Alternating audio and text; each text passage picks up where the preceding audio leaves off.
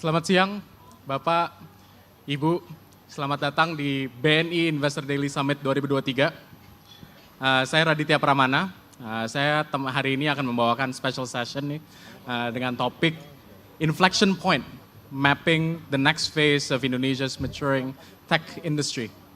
Nah, kebetulan di sini banyak teman-teman juga di industri yang bakal ikut gabung sama saya di atas panggung. Mungkin pertama-tama saya panggil dulu Claudia Kolonas, adalah co-founder dari Pluang. Ini beliau sudah diakui kepemimpinannya oleh JP Morgan sebagai salah satu top women business leaders di Asia Pasifik.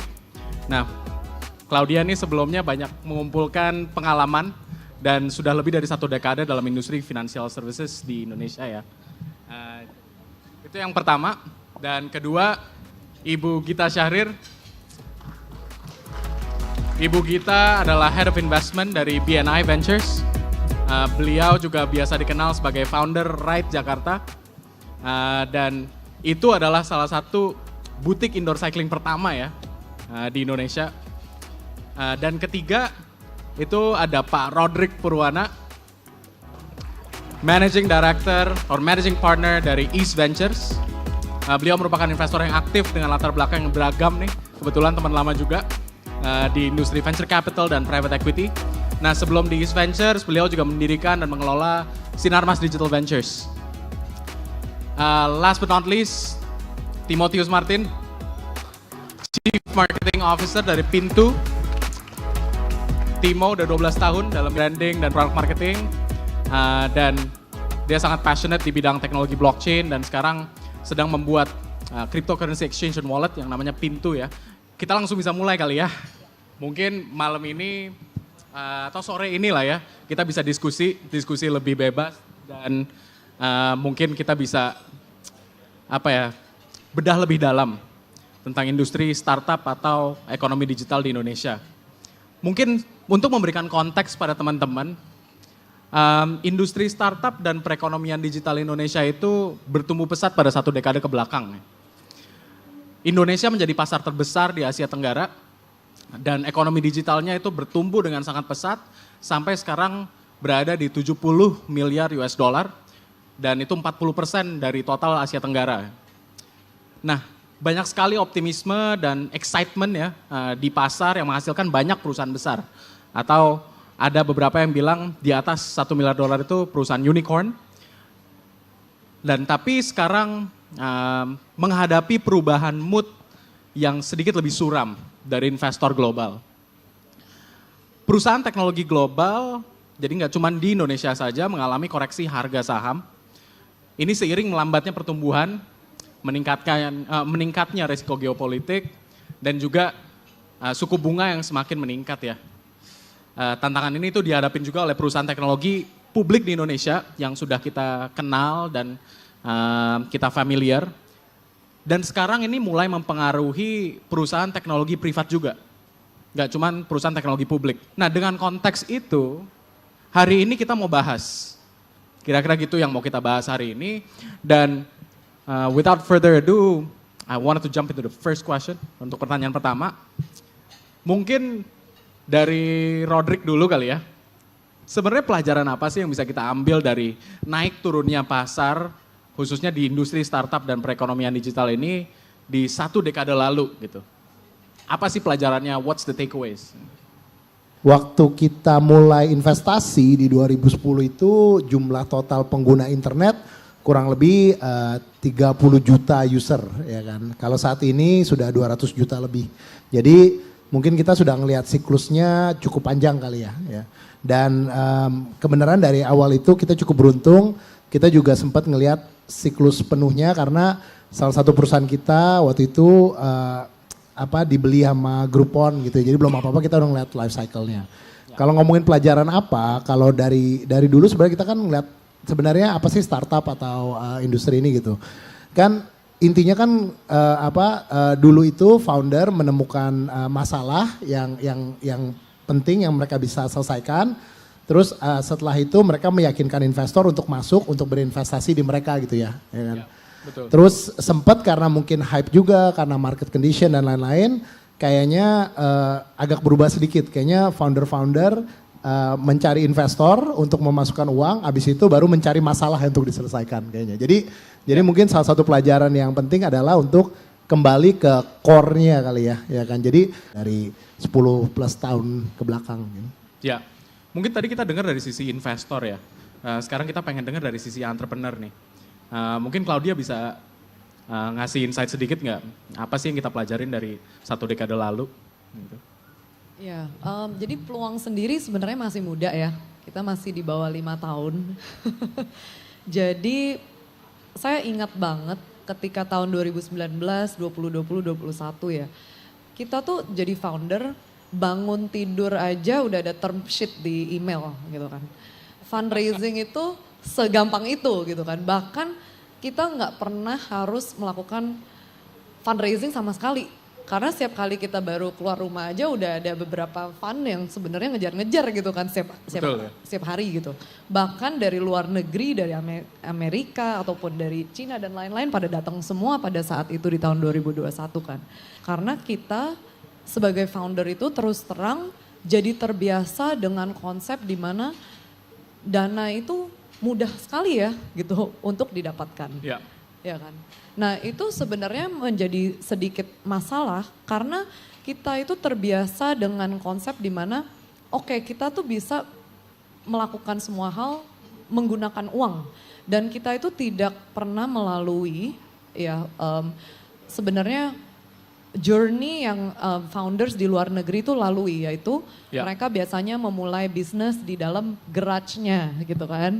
Terus mereka memulai bisnisnya dengan 1 atau 2 orang dan mereka itu kemudian bahkan mereka melakukan customer service sendiri dan lain-lain. Jadi mereka benar-benar menjadi intim dengan masalah yang mereka ingin solve gitu pada saat itu kan.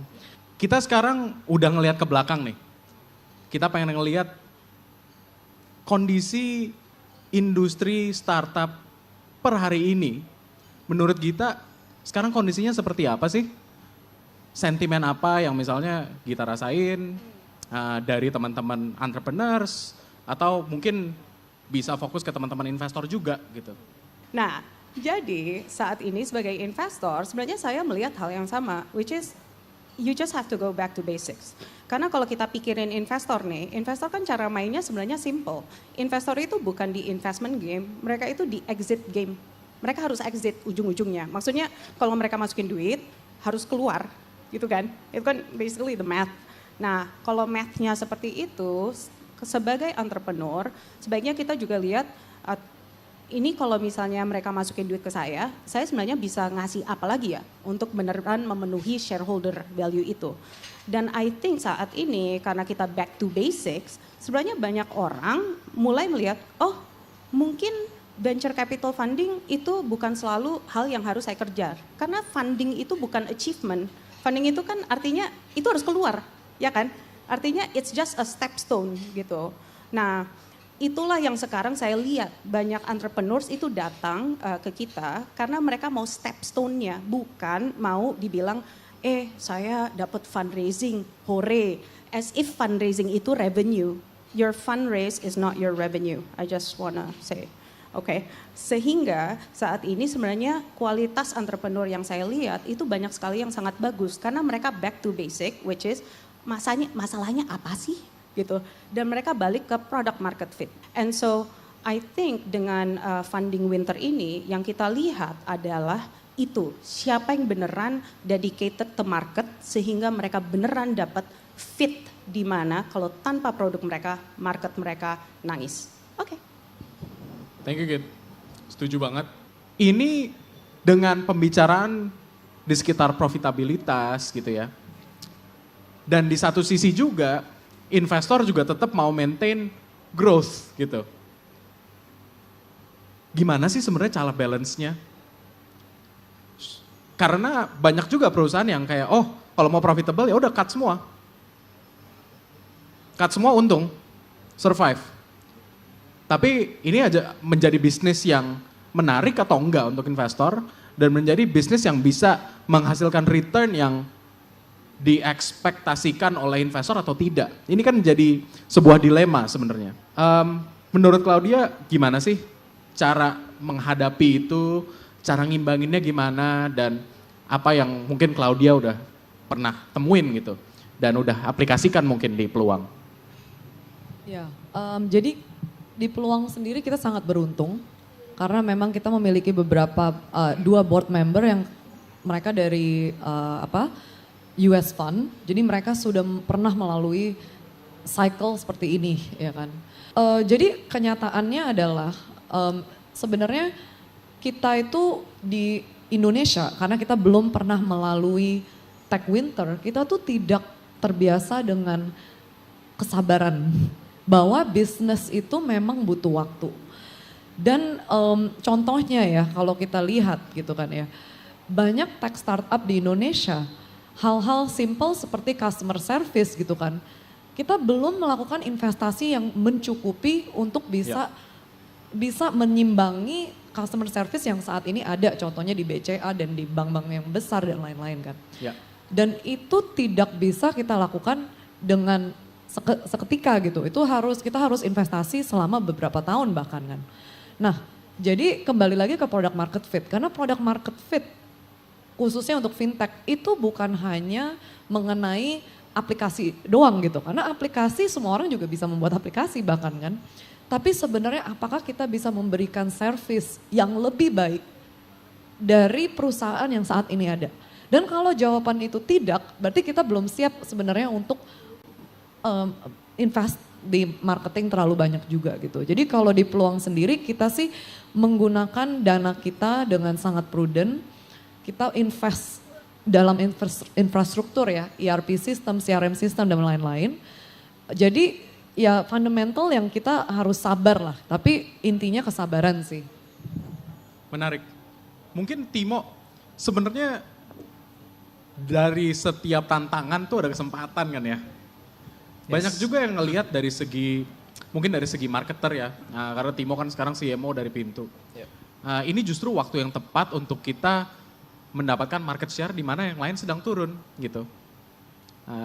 This is the time to actually conquer the market when the enemies are weak.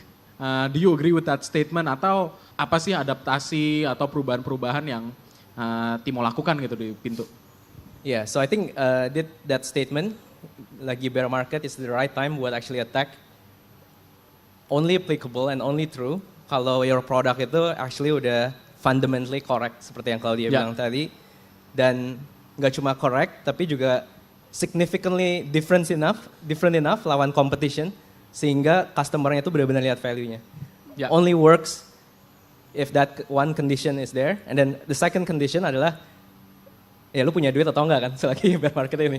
So if you calculate your runway ternyata nggak wise nih buat spend. If you spend now and resikonya terlalu besar for the longevity of your company, then perhaps lebih baik fokusin investasinya itu untuk build the product yang bisa organically ngebantu customer-nya masuk.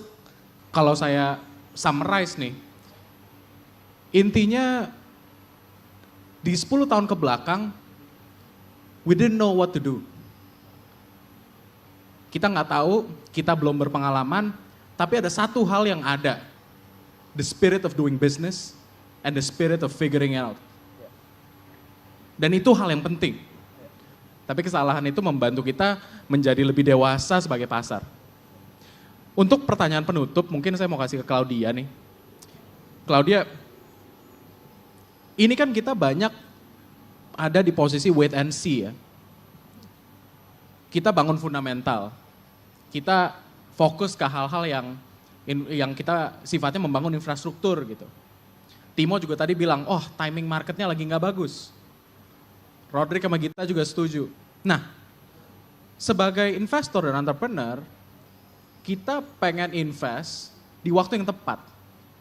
Sinyal-sinyal apa sih yang sebenarnya bisa kita observasi di pasar untuk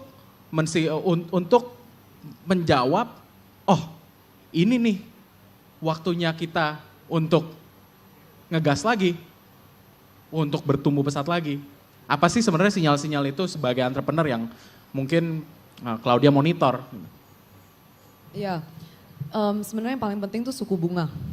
Karena jadi kan kalau misalnya sebagai apalagi kita ya wealth tech ya, Timo ya. Jadi basically sebenarnya ada beberapa hal yang faktor-faktor yang sebenarnya di luar kontrol kita.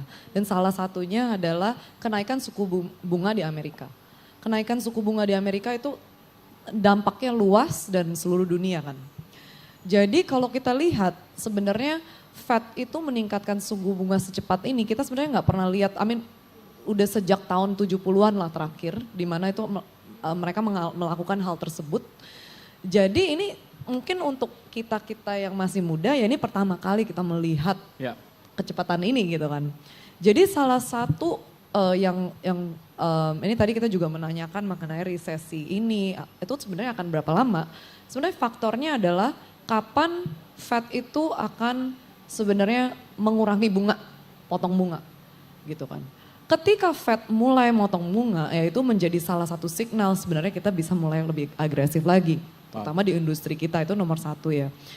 Sebenarnya yang utama. Nah yang nomor dua, I think kembali lagi yang tadi, kita sebenarnya lagi melihat Indonesia itu apakah memiliki market depth, apakah konsumen kita itu bisa membayar untuk layanan yang kita jual gitu kan sebenarnya.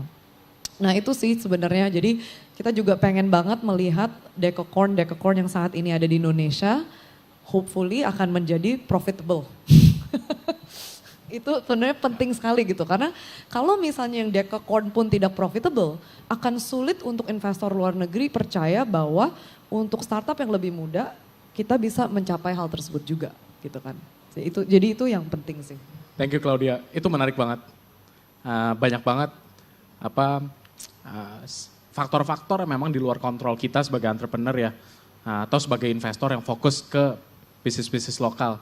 Yang bertanya, terima kasih banyak. Mungkin kalau saya boleh summarize ya, industri ekonomi digital Indonesia itu sangat muda, banyak yang kita lakukan yang salah, banyak pelajaran-pelajaran yang kita temukan, tapi garis bawahnya adalah Indonesia tetap menjadi pasar yang sangat exciting, potensinya sangat besar. Memang kita nggak sebesar India dalam segi potensial, tapi tetap kita punya negara dengan internet population terbesar keempat loh di Indonesia, di dunia. We're still a big market, and it's growing, it's young, we're one of the youngest in the region, masih di bawah 30 tahun, produktif, dan kita semua di sini sangat optimis dan sangat excited. Tapi ini waktu atau momen yang tepat untuk kita berbenah diri. Kayak yang Claudia bilang, kita betulin fundamental. Kayak Roderick bilang, kita juga invest dengan melihat solusi yang memang ada, solusi untuk problem yang ada gitu ya. Bukan yang dicari-cari. Dan yang kita bilang juga, untuk investor untuk terus belajar, dan Timo bilang sebagai operator yang untuk terus belajar dan makin kompleks gitu ya. Jadi kalau menurut saya, konklusinya adalah Indonesia sekarang udah level up. Kita di level yang berbeda, dan satu dekade ke depan akan menjadi momen-momen yang sangat menarik, dan kita lihat aja ke depannya. Dan itu ya, mungkin konklusi dari panel hari ini. Terima kasih banyak teman-teman semua, Claudia, Gita, Roderick, Timo, teman-teman semua. Terima kasih.